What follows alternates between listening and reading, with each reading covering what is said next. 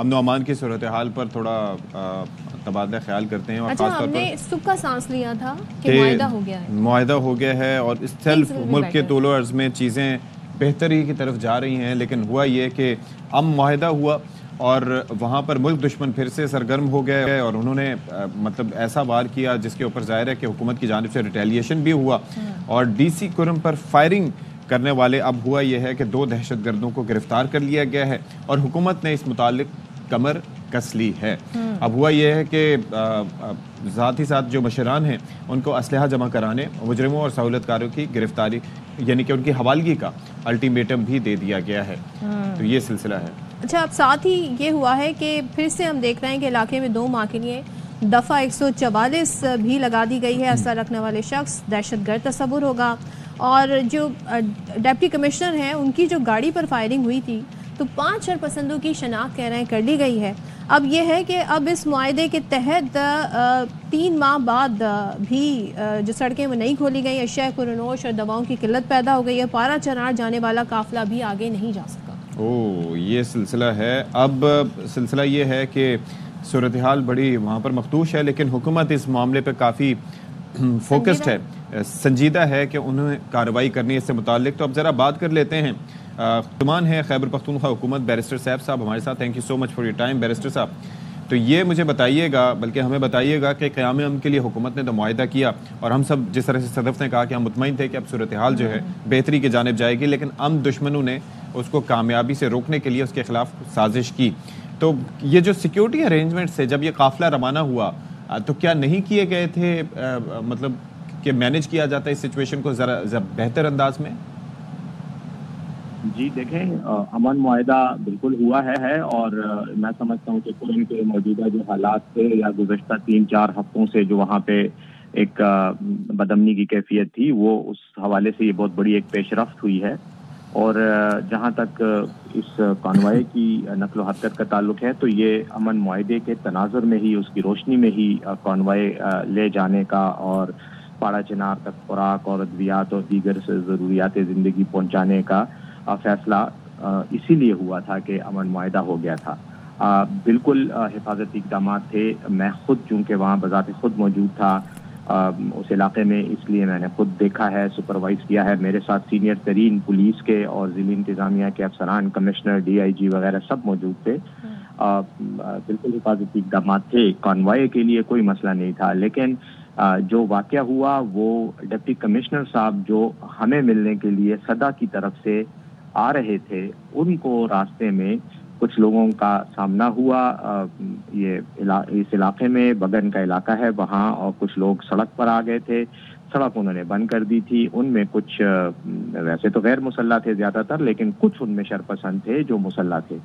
انہوں نے deputy commissioner صاحب کی گاڑی پر فائرنگ کی اور جس کے نتیجے میں وہ زخمی ہوئے. اس کے بعد جوابی فائرنگ کے بعد وہ فرار ہو گئے.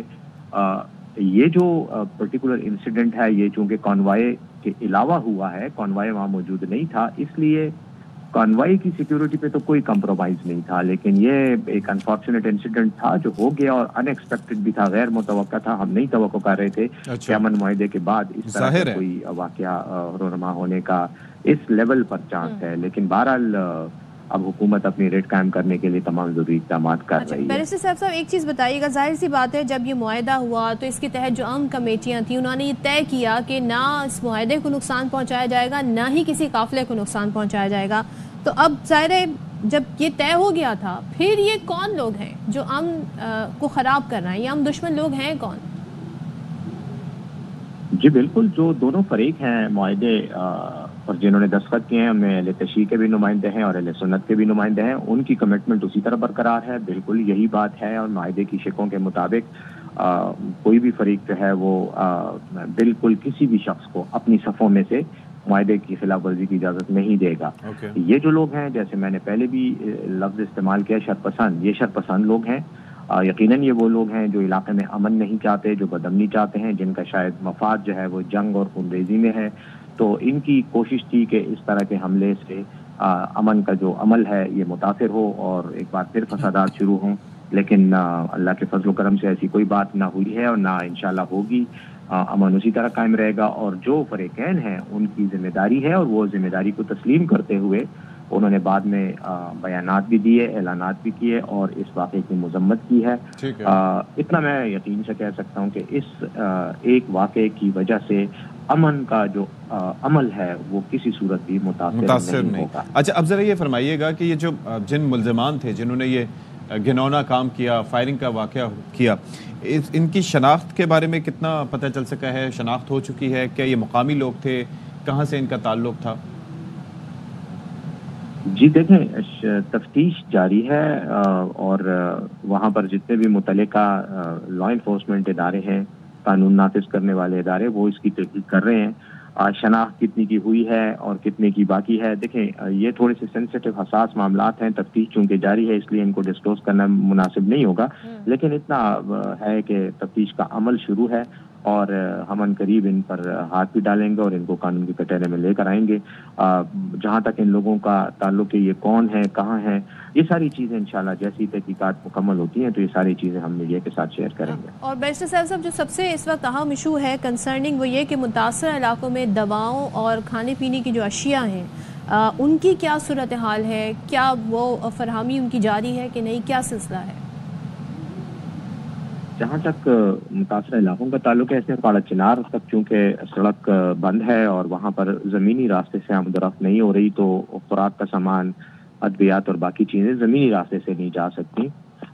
یہ جو کل کا قافلہ تھا پرسوں کا، یہ اسی وجہ سے تھا تاکہ یہ سامان جو ہے ان کو پہنچایا جائے اور انہیں ریلیف دیا جائے، لیکن بدقسمتی سے یہ اس واقعے کی وجہ سے اس عمل میں تو کچھ دنوں کی تاخیر آئے گی، لیکن باقی پاڑا چنار میں شروع میں ادویات کی قلت تھی، وہ قلت ختم کرنے کے لیے ہیلی کاپٹر کے ذریعے تقریباً روزانہ وہاں ادویات بھی پہنچائی جا رہی ہیں۔ اس کے علاوہ جہاں تک خوراک کی ضروری مواد ہے، مثلا گندم ہے تو وہ سرکاری جو ڈپو ہیں غلے کے، وہاں سے ان کو تقریباً 2000 ٹن کے قریب گندم ریلیز کر دی گئی ہے جو وہاں کے عوام کو سہولت دینے کے لیے دی جا رہی ہے۔ ساتھ ہی ساتھ جو ہے باقی چیزوں کی بھی تفصیل ہیلی کاپٹر کے ذریعے جاری ہے۔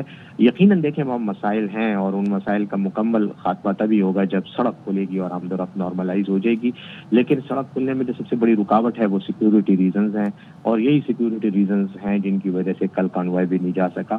تو جیسے ہی یہ ایڈریس ہو جائیں گے اور یہ مسائل سیکیورٹی کلیئرنس مل جائے گی ہمیں متعلقہ اداروں سے، تو اس کے بعد ہم سڑک بھی کھول دیں گے انشاءاللہ۔